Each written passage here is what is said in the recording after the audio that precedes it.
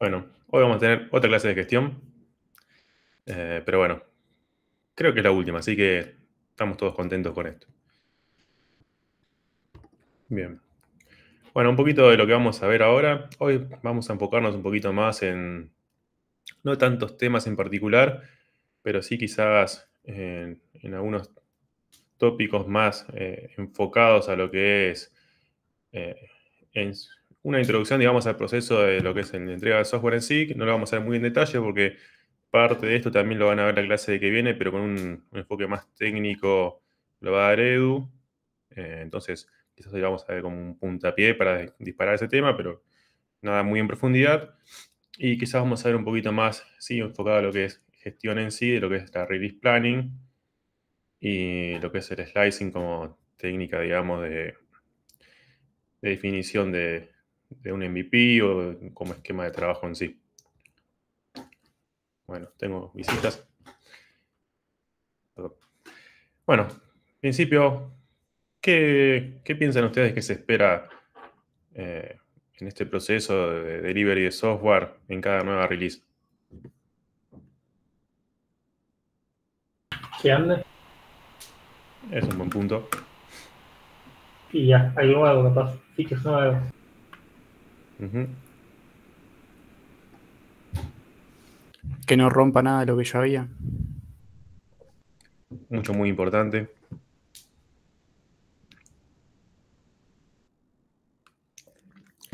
Bien, en general, lo que quieren ustedes está perfecto, aplica bien. Nosotros en cada release tenemos que entregar un incremento de funcionalidad, nuevas funcionalidades o correcciones o lo que sea, pero un delta de funcionalidad entre versión y versión que le aporte un valor tangible a los usuarios finales. Estos usuarios finales, sea cual sea, no sé, depende del contexto de lo que definamos usuario, siempre va a estar esperando un nivel de calidad. Hay mucho de lo que mencionado ustedes, bueno, que no rompa, que se mantenga, pero quizás también hay otras aristas de lo que es calidad, no sé, de performance, de seguridad, no sé, está más asociado a otros atributos que estuvieron viendo con Lucas, que ahí van a seguir viendo. Pero bueno, y esto tiene que estar debidamente testeado. Entonces, con esto nos garantizamos que se cumplan dichos requisitos. Además, vamos a tener que cumplir ciertos plazos. Nosotros no podemos tener una release que nos lleve un mes más de lo necesario porque quizás eh, cierta calidad se está perdiendo, o sí. Pero bueno, va a ser también un tema de manejo de expectativas. Entonces, el cumplimiento de los plazos es algo que se debe manejar entre los parámetros de una nueva release. Entonces, para esto tenemos en conjunto lo que podemos llamar el proceso de entrega de software, que básicamente va a ser todo el ciclo que vamos a estar manejando para garantizar esta entrega de releases de funcionalidad al usuario. ¿Qué es o qué definición se puede llegar a tomar? Esto obviamente puede haber infinitas definiciones según a quien le guste más una u otra, pero básicamente podemos resumirlo como que es el conjunto de actividades y procedimientos que permiten llevar una aplicación o un producto a los usuarios finales desde el inicio de su implementación hasta su mantenimiento en sí. Y bueno, y tenemos distintas fases, bueno, toma de requisitos, desarrollo, prueba, etcétera, etcétera. Lo particular de esto es que vamos a tener distintos tipos de delivery de software. Y esto va a estar muy asociado seguramente a la metodología que vamos a estar trabajando. ¿Ya conocen algo de ustedes de qué tipo de delivery de software tenemos?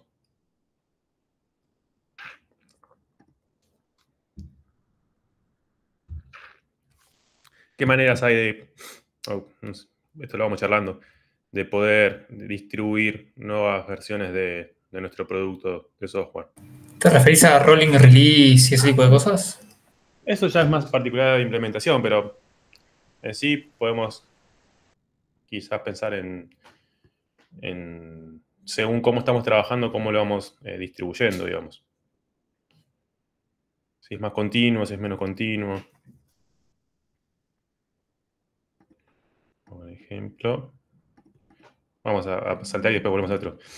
Tenemos distintas metodologías que estuvimos viendo, que ya charlamos bastante sobre esto, sea más enfoque de tipo iterativo como Scrum, más metodología en cascada como Waterfall o más ágil.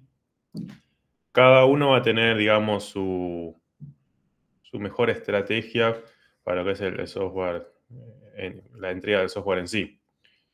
En principio, quizás el más poderoso es lo que es el Continuous Delivery, Continuous Deployment, que está muy hermanado con lo que es la metodología ágil y con toda la cultura de DevOps, que básicamente nos define que tenemos que tener todo una serie de procedimientos y una serie de automatizaciones preparadas para poder desplegar el software en cualquier momento. Esto significa que yo cualquier cambio que tenga lo puedo desplegar en producción inmediatamente una vez que se hayan corrido todas las pruebas que verifique que este delta, digamos, de funcionalidad es válido. ¿Utilizaron alguna vez este tipo de enfoque, digamos? Por ahí en el trabajo, más que nada. Está bien. Yo no, por ejemplo. No. Consulta, ahí por ejemplo para el tema de microservicios, ¿uno podría separar eso? ¿Hacer entregas por microservicio? Debería ser por microservicios, sí. Ah, bien.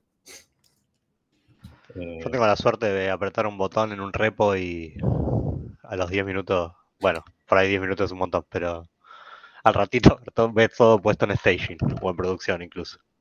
Sí. Sí, termina siendo casi continuos de deployment delivery. Termina teniendo la última parte manual, quizás, seguramente, que en producción no creo que lo manden si corren los test, sino que ahí haya que apretar un botoncito de más para confirmar.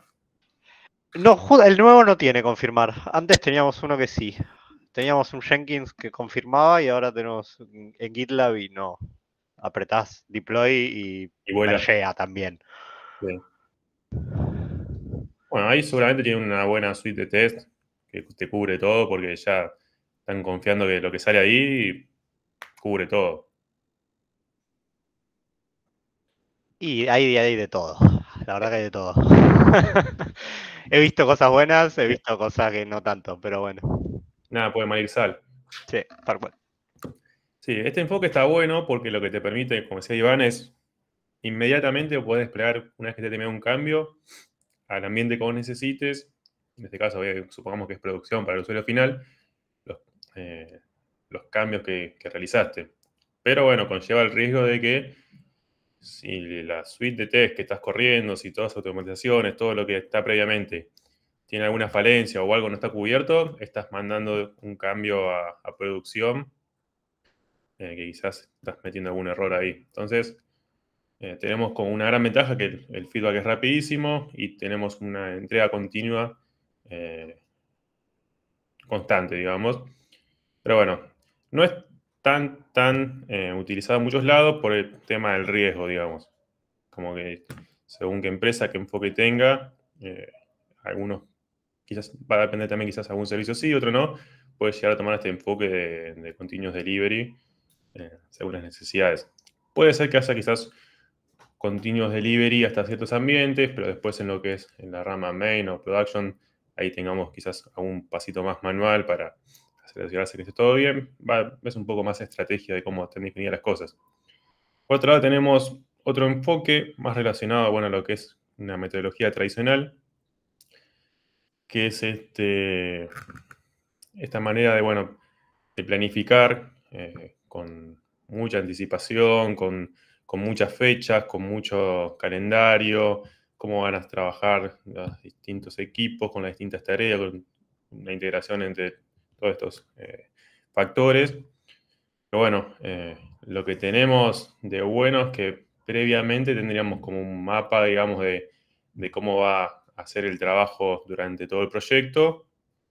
El tema es que, bueno, nos estamos atando a la rigidez de esto mismo. Y bueno, estamos en una disciplina donde la rigidez a los cambios no es algo que nos convenga generalmente.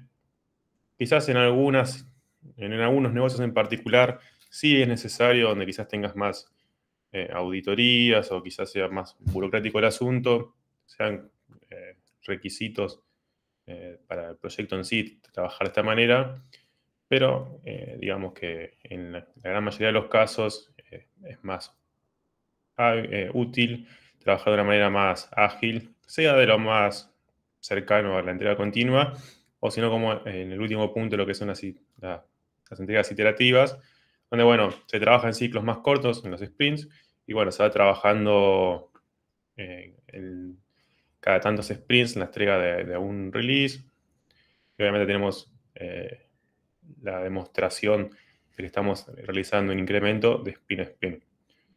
La verdad que suele ser uno de los approaches más utilizados en muchos lados, tener como este mix de los dos mundos, tener como una planificación un poquito más acotada de sprint a sprint, pero bueno, dando esa flexibilidad de ir cambiando y poder teniendo feedback rápido, que es quizás lo más importante. Bien, y hermanado a este tema tenemos otra de las cosas que vamos a ver hoy, que es lo que es release planning. Pero antes de ver lo que es release planning, vamos a ver un concepto parecido dentro de los proyectos, que es el Product Roadmap. El Product Roadmap es básicamente como una manera de encarar a nivel producto, desde un punto de vista estratégico, cómo va a ir avanzando, digamos, el avance de las distintas features, características que vamos a tener en un mediano largo plazo. ¿Qué nos da? Nos da una visión más de alto nivel de cómo va a ir avanzando el producto durante el proyecto, de una manera transparente para los distintos equipos y fácil de entender. Entonces, esto ayuda a la dirección de quizás de proyecto, de la empresa, de la organización, a poder definir, bueno, la mejor estrategia de delivery del producto en sí. Muchas veces un product roadmap se ve de esta manera, donde tenemos distintas features que son transversales al tiempo y donde vamos viendo qué equipos van trabajando en distintas features, pero como ven, son siempre, digamos, épicas o funcionalidades en alto nivel. No tenemos bien detallado qué se va a trabajar en cada momento, sino, bueno, a grandes rasgos, bueno, qué funcionalidades esperamos tener en cada momento. Y esto nos va a dar un poquito el roadmap del producto. Por otro lado, tenemos otra herramienta que es el Release Plan, que básicamente es un documento más detallado, más enfocado en lo que son las features, las tareas en sí que se van a trabajar en periodos más cortos del proyecto. En el Release Plan seguramente vamos a tener, no a nivel épicas, la definición de qué se va a trabajar durante el periodo, sino vamos a tener un detalle más granular de cuáles son las features que se van a trabajar de release a release. ¿Cuáles son los puntos claves que vamos a tener en lo que es un release plan? Bueno, primero, de release a release, vamos a tener que estar definiendo, bueno, cuáles son las tareas que se van a estar trabajando, pero bajo con qué visión se va a estar trabajando en ese release plan. O sea, llega a definir un release plan y va a tener un objetivo, un propósito de por sí. Entonces, el release plan en sí va a estar determinado, bueno, con qué intención se va a trabajar durante ese periodo de tiempo. Obviamente vamos a tener que estar definiendo quizás una fecha estipulada y, bueno, bajo qué conceptos de definición de éxito estamos marcando que se llegó o no se llegó a las expectativas que teníamos para ese entregable. ¿Quiénes están involucrados en lo que es el release plan? Bueno, obviamente el Product Owner como responsable del producto en sí y de las prestaciones. El Scrum Master siempre como facilitador.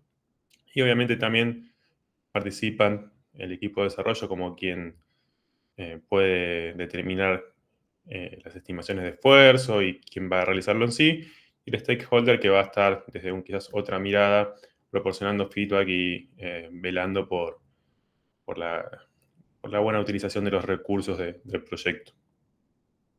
Muchas veces se termina viendo de esta manera. Vamos a tener en el nivel épicas, podemos determinarlo como los cuadraditos de acá de colores, y por release vamos a estar trabajando distintas historias. No hace falta que en una release esté todo realizado, sino que vamos trabajando de manera incremental de release a release. Cada release en sí, obviamente, va a tener su visión, su objetivo en particular y un periodo estipulado. Puede ser, no sé, cada 2 meses sacar una nueva release, pero en el medio vamos a trabajar con sprints y ahí vamos a estar dando un feedback iterativo, pero bueno, eso es más flexible según la conveniencia de cada proyecto. Lo particular de estos dos componentes, tanto el Product Roadmap como el Release Plan, es que tienen, por un lado, algunas cosas en común y por otro lado, algunas diferencias. Pues está bueno identificar porque quizás a veces puede llegar a ser un poco confuso de en qué contexto aplica cada uno. En sí, ¿qué cosas comparten ambos documentos? Bueno, las features, qué funcionalidades se van a estar trabajando. Solo lo que la diferencia entre uno y otro es, bueno, el nivel de detalle en que se trabaja. Obviamente en el Product Roadmap tenemos una visión de alto nivel, y por lo contrario en el Release Planning tenemos más detallado qué se va a implementar en esa iteración. De la mano de esto obviamente vienen los hitos que se va a cumplir. Por un lado, en lo que es el Product Planning, vamos a tener hitos más a nivel estratégicos del producto. Y por otro lado, vamos a tener en lo que es el Release Plan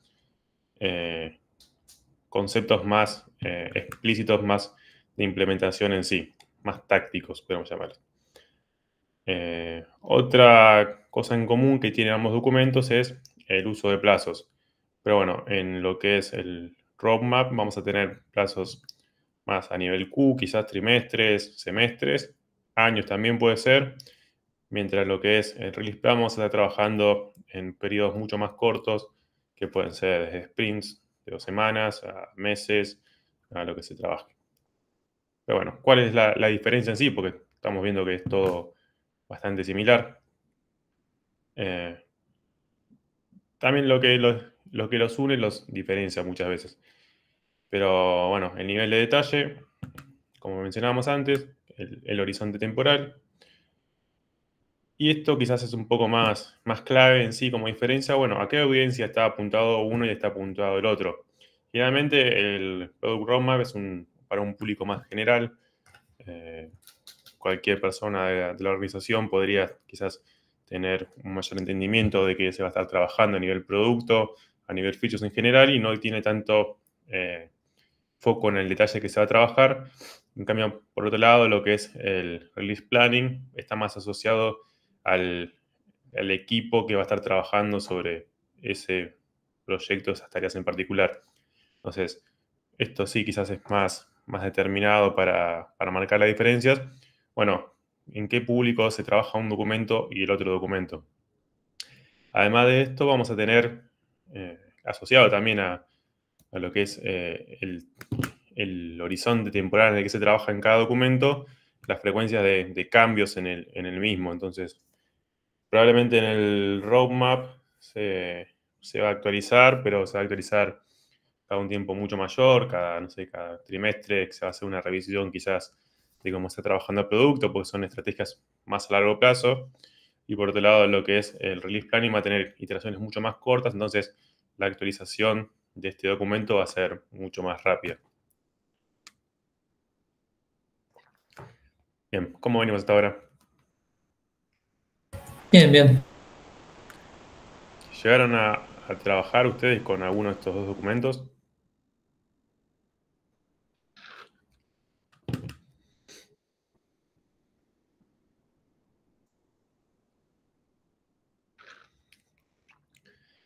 Probablemente a nivel desarrollo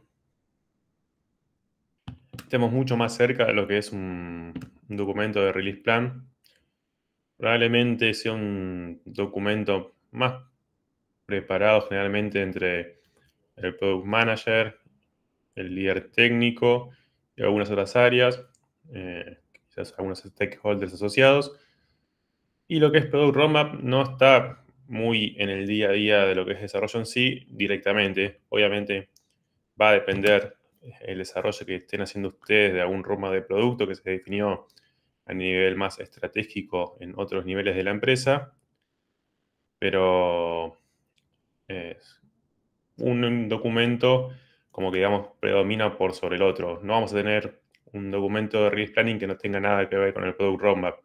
Siempre como el Product Roadmap va a ser la guía más a escala grande y después se va a ir bajando. Probablemente en empresas grandes tengan uno o varios Product Roadmap y muchos más documentos de release plan según equipos o gerencias y según las distintas iteraciones que tengan. Entonces, tengan en cuenta que van a estar trabajando cotidianamente con estos conceptos. Bien. Bueno, y ahora vamos a ver otro de los temas más asociado a lo que es la definición de historias de usuario, del MVP, de cómo poder ir encontrando el mejor camino para trabajar en cada, digamos, iteración.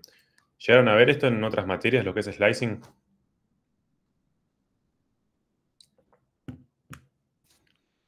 Si se acuerdan.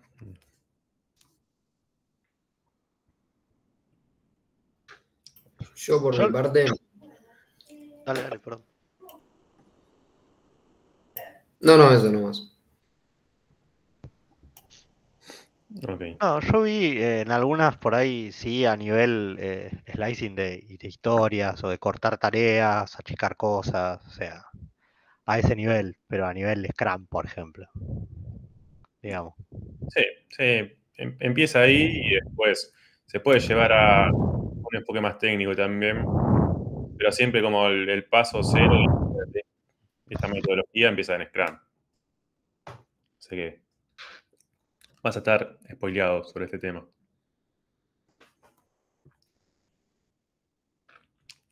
¿Alguno de los otros chicos?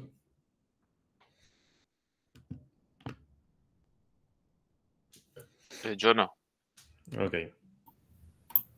Bien, bueno, vamos a repasarlo entonces. Yo, quien no lo haya visto, lo vamos a ver. Bueno, primero, antes de hablar de slicing, vamos a estar hablando de dos conceptos que ya lo venimos repitiendo, pero es parte en sí de lo que es todo lo que es metodologías ágiles y va a aparecer siempre transversalmente a cualquier concepto y herramienta o técnica que se esté utilizando. El primero es, bueno, el desarrollo iterativo e incremental. Pero está bueno pensarlo no más como si tenemos un problema, que la solución sea dividirlo, sino ir haciendo una solución que crezca, digamos. Tenemos que trabajar de una manera con pedazos más chiquitos de funcionalidad que las podemos ir, digamos, haciendo crecer. Obviamente estas funcionalidades que elijamos de principio no van a ser las finales, pero esto nos va a ayudar a crear la solución final. Si tratamos de crear el producto final desde el principio o buscamos desarrollarlo todo de una vez en entornos generalmente complejos, como estamos trabajando, estamos complicados. Probablemente estemos como más cercanos al fracaso de la solución en sí. Entonces, trabajar de esta manera nos da como una manera de, por lo menos si lo chocamos, bueno, chocamos en menor escala y más rápido. Que esto viene asociado a estos gráficos que se ven acá. Tenemos quizás dos maneras de trabajar. La primera es más asociada a lo que es un enfoque más waterfall, donde a medida que va creciendo el tiempo y el valor aumenta, el costo de cualquier modificación en la solución es mucho más caro. Entonces, bueno, nos va aumentando el riesgo a medida que esto avanza. Lo que se intenta dentro del agilismo, digamos, de un enfoque más ágil, es trabajar de manera iterativa e incremental para tener estas iteraciones con riesgos más chiquitos e ir entregando este valor con un costo constante, pero con este riesgo que se va reduciendo bastante.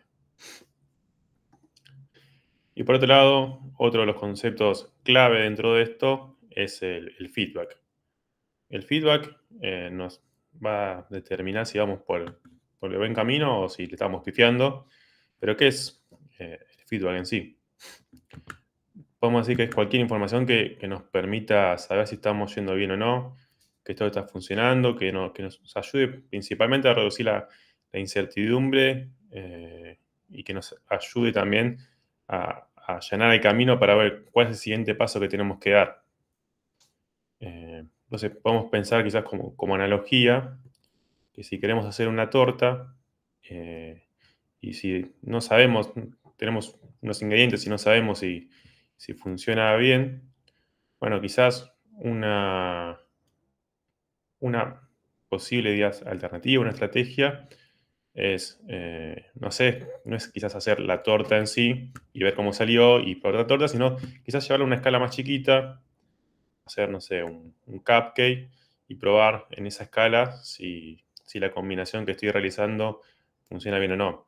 Entonces vamos construyendo, quizás con esa incertidumbre que tenemos, que no sabíamos, bien, bueno, tenemos que crear quizás una torta de casamiento y no tenemos la noción si los ingredientes que tenemos son los mejores o no. Bueno, llevo esto a otra escala, a otra solución mucho más fácil y rápida de probar y ahí ya tengo un feedback mucho más acertado y rápido. Entonces, tenemos obviamente como distintos momentos de poder tener feedback. Obviamente que a medida que el feedback sea más lejano, vamos a tener probablemente un mayor riesgo, estamos teniendo una mayor incertidumbre de lo que estamos haciendo está funcionando o no está funcionando. Entonces, acá va a estar más asociado a la estrategia de cómo se trabaja dentro del producto, bueno, de cómo yo quiero ir trabajando en el feedback para poder ir obteniendo esta dinámica de cómo estamos aportando valor o no. Entonces, probablemente a un problema mucho más complejo tengamos más dificultades de obtener feedback rápido, pero bueno, a su vez, al ser el feedback mucho más lejano, entre iteración y iteración, el riesgo de que haber trabajado en ese momento y no haber elegido el mejor camino está creciendo. Entonces, bueno, siempre vamos a tener un tira y afloje entre lo que es la complejidad del problema con la complejidad de la solución y el feedback que vamos a tener entre paso y paso. Pero bueno, por más que tengamos una solución compleja, no hay que dejar de perder la perspectiva de que, bueno, que trabajar en el modo incremental y obtener un feedback lo más inmediato posible es la mejor solución.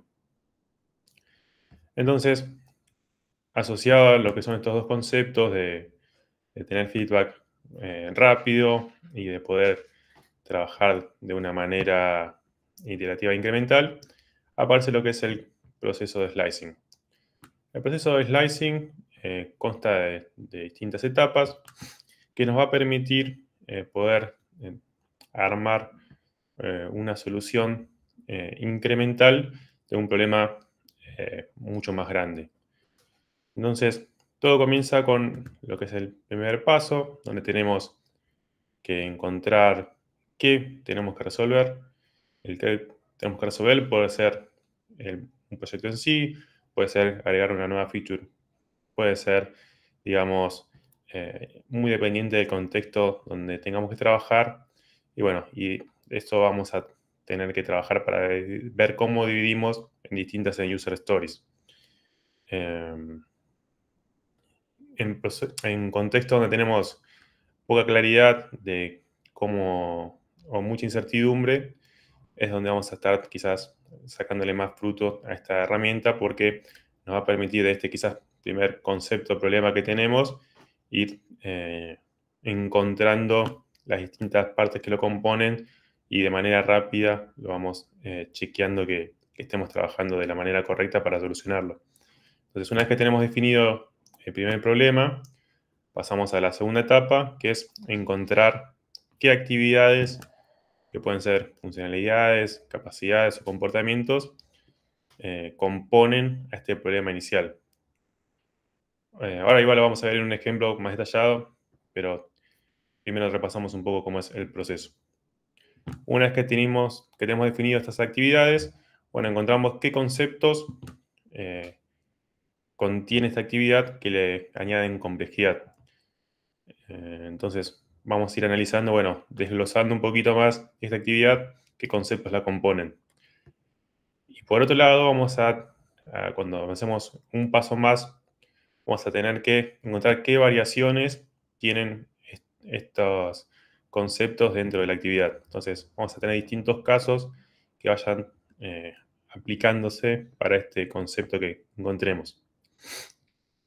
Una vez que tengamos desglosado todo digamos, mapa de historias, vamos a tener que elegir, bueno, cuál es la variación de todas estas actividades con sus variaciones que yo quiero elegir, cosa de que tengamos el feedback lo más temprano posible y ver si esta solución que estamos proponiendo, eligiendo, nos sirve para reducir la incertidumbre que tenemos y que si vamos por el camino adecuado o no.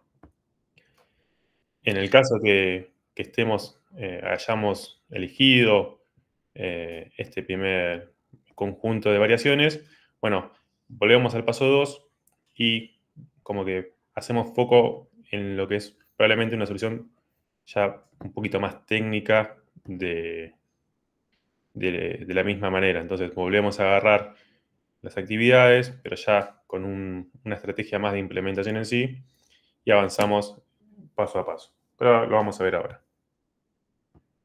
Vos, Iván, ya habías visto. Ya se fue. Listo. Consulta, profesor.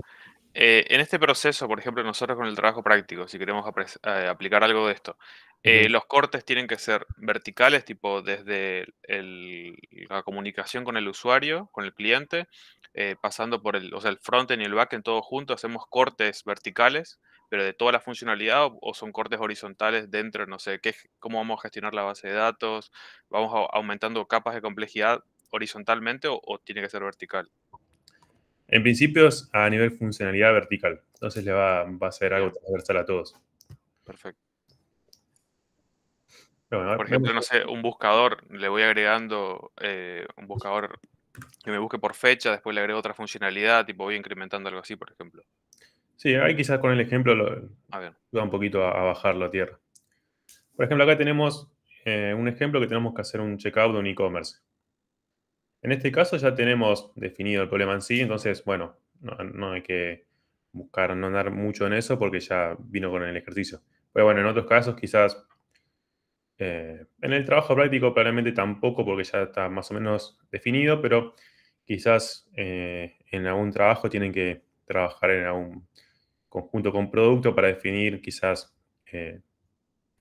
una nueva feature, una nueva funcionalidad, algún problema a resolver, y bueno, ahí puede surgir de ese contexto el problema grande.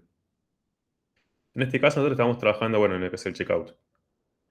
Entonces, el siguiente paso es, bueno, ¿cuáles son las actividades necesarias para hacer este checkout?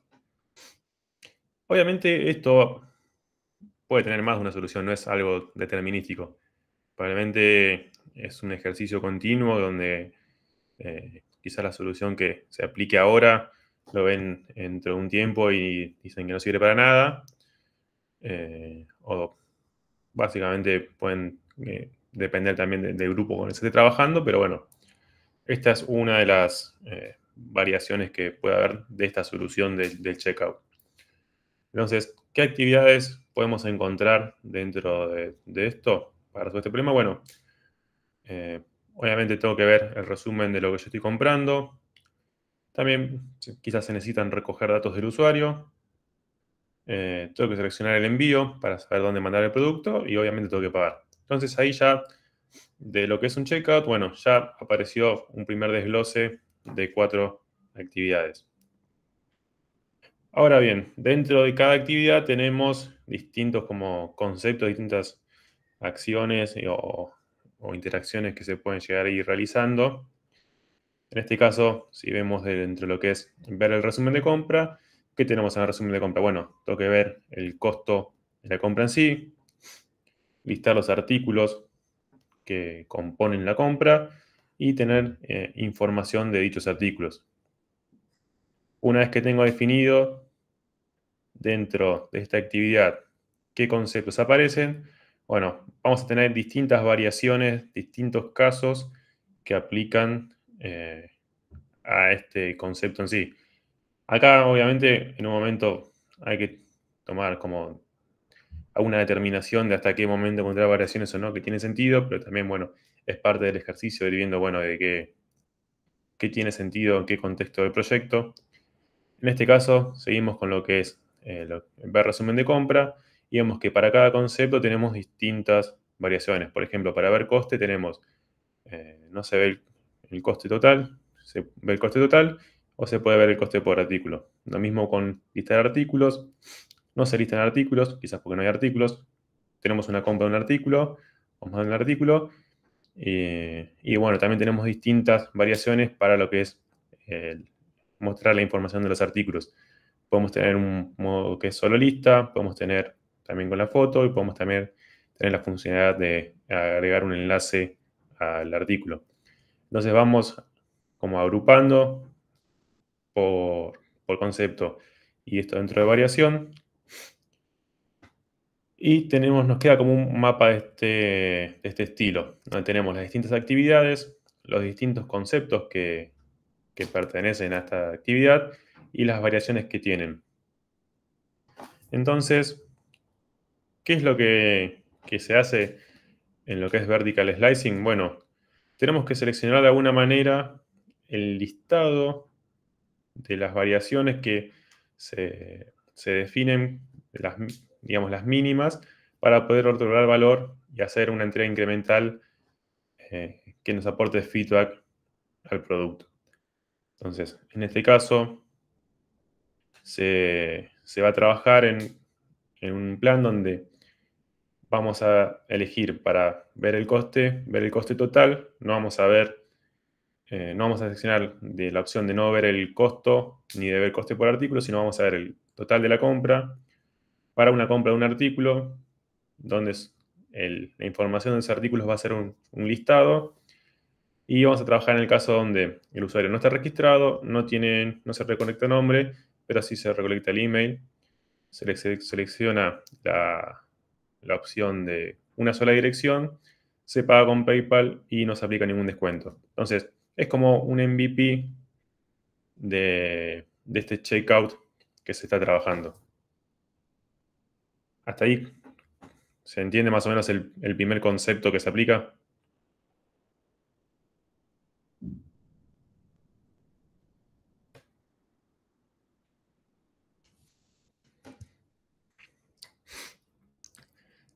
Con esta primera iteración tenemos, en base a un primer problema que teníamos de hacer un checkout, tenemos un listado de funcionalidades, quizás no a bajo nivel ahora, pero sí de una primera versión de qué va a ser nuestro producto, y con esto podemos ya obtener un feedback rápido y ver si está funcionando o no está funcionando la idea.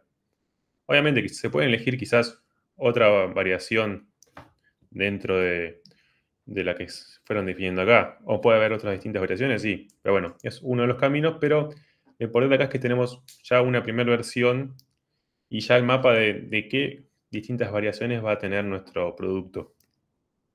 Una vez que tenemos seleccionado todo lo que son las funcionalidades básicas,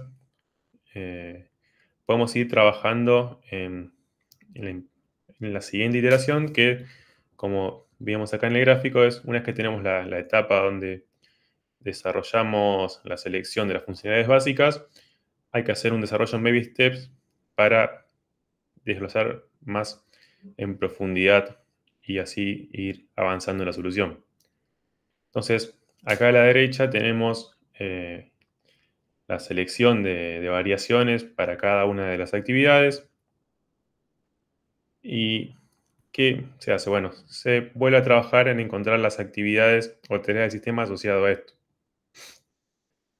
Y otra vez se vuelve a trabajar en el encuentro de los conceptos de cada actividad y sus variaciones. Entonces, para lo que es el coste total, que habíamos definido como variación dentro de la actividad de ver resumen de compra,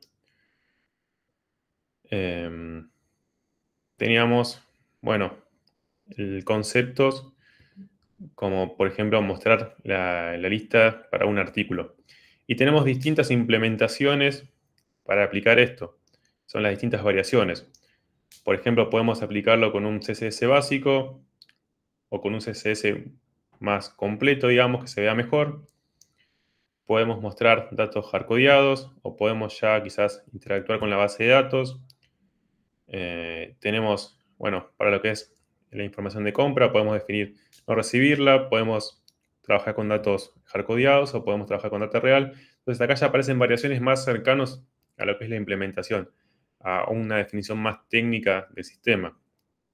Pero bajo el mismo lineamiento de, bueno, voy desglosando en partes más chicas de lo que estamos, digamos, resolviendo como un problema inicial en el mapa de qué variaciones tiene a nivel de actividades y conceptos. Una vez que se definen estas variaciones, podemos ir trabajando, bueno, en cuál es el camino, cuál es la selección de variaciones que yo voy a trabajar para obtener este feedback en este incremento de funcionalidad. Entonces, una variación que se puede elegir es como para probar si la solución es factible o no. Bueno, tengo un CSS básico con datos hardcodeados y con un caso de no se recibe información de compra, no se recibe compra. Entonces, ya con esto hay una primera aproximación de, bueno, qué tareas técnicas se van a necesitar para trabajar en esta implementación. Acá tenemos también en las distintas actividades qué variaciones van teniendo. Tenemos, bueno, qué tipo de detalle en CSS queremos tener, si queremos tener data hardcodeada o una data no hardcodeada, si queremos tener autocompletado en los formularios de la dirección o no. Entonces, acá ya van a aparecer más detalles de implementación que nos permite a nosotros seleccionar una de estas variaciones para, como decía antes, chequear que la solución es viable en base al feedback que tengamos. Y acá sí, quizás ustedes pueden, esto es más cercano a lo del trabajo práctico. Acá quizás ustedes pueden trabajar en las historias de usuario y quizás en historias donde tienen más incertidumbre, sí, quizás presentar variaciones y tener quizás una primera versión más básica y después ver si funciona o no funciona en base al feedback. Bueno, elegir si el camino es el correcto o no. Entonces, acá ya es un poquito más cercano. Ya es una siguiente etapa del proceso en el que ustedes ya podrían trabajarlo más en el día a día. Pero bueno, todo esto es ¿para qué? Muchas veces. ¿Para qué queremos este primer incremento? ¿Cuál es el feedback que buscamos acá? Acá lo que queremos es tener un software básico, pero funcional, como siempre. Este software básico pero funcional y este incremento quizás básico de integración e iteración nos va a proveer este feedback, nos va a proveer esta reducción de incertidumbre y nos va a brindar la idea si cuál es el siguiente paso a resolver. Entonces, por ejemplo, una implementación elegida para una iteración puede ser aplicar cierta dirección de CSS, pero después para una siguiente iteración ya se pueden trabajar en implementaciones asociadas a lo que es la dirección. Y lo que tiene en particular esto es que si nosotros elegimos una variación, en la siguiente iteración, en la siguiente quizás sprint o release plan, se trabajan en la siguiente. No es que si se elige una de las variaciones no se trabaja en otra, sino que es algo incremental. Vamos a ir agregando de una manera incremental funcionalidades y sus variaciones en sí.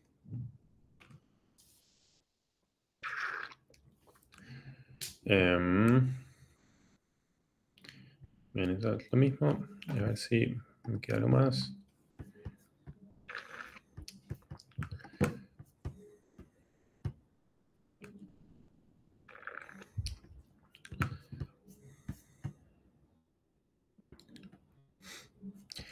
No, y bueno, y esto sería en un caso de que tenemos que empezar algo de cero.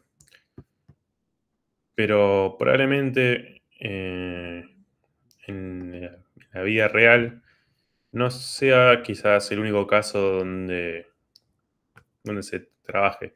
O quizás hasta es menos probable trabajar en un contexto donde tienen que empezar una solución desde cero.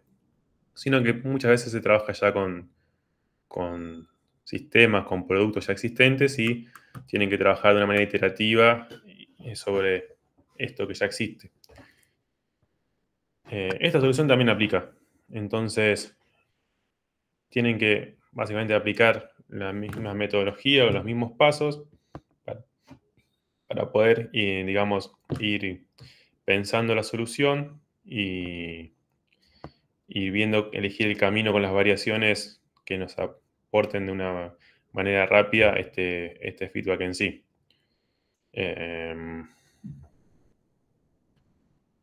Para esto quizás ahora va a acceder un poco la clase, pero ya al haber una solución previa y trabajar sobre esto, quizás haya que buscar otras estrategias para poder dar la seguridad que estamos trabajando de una manera segura, digamos, de que no estamos trabajando en una solución que invalide la anterior. ¿Cómo hacemos para nosotros poder garantizarnos de que este nuevo incremento que estamos aportando nos provee una mejora y no rompe el resto, o que se comporta como nosotros esperamos?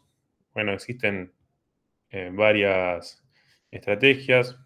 Una puede llegar a ser el uso de feature flags, donde nosotros sacamos esta nueva versión y en esta nueva versión puede estar, digamos, activada o no, según bajo ciertas condiciones que estén determinadas a nivel código. Entonces se puede, digamos, vamos a decir, prender o apagar lo que son estos cambios y ahí poder ir probando el comportamiento de este incremento que estamos trabajando.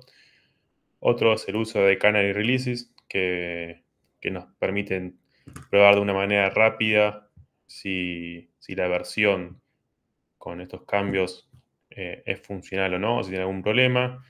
Y bueno, existen otras maneras más de trabajar para probar estos cambios ya en contextos donde estamos trabajando sobre una solución ya existente.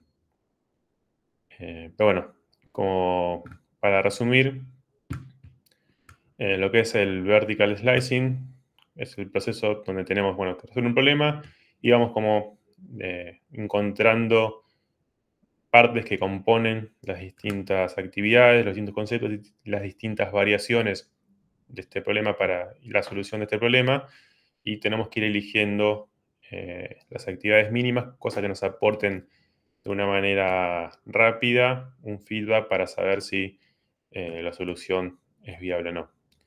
Y recordemos que se trabaja de una manera iterativa en este proceso, donde probablemente la primera iteración sea más a nivel funcional producto y luego se va refinando hasta ir trabajando en una solución más técnica, que bueno, podemos quizás pensar que estos pequeños incrementos que tenemos de solución nos va de alguna manera dando una confianza. Quizás podemos hacer un paralelismo con lo que es TDD también, bueno, en cómo trabajamos en esta prueba de error constante de una manera con incrementos pequeños de funcionalidad entre uno y otro. Pero bueno, esto es todo, chicos, de la clase de hoy. ¿Tienen alguna consulta?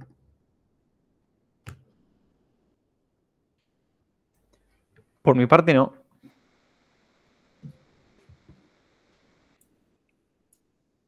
Yo tampoco. Gracias. Gracias, tampoco. Chicos. Bueno, entonces, todo por hoy.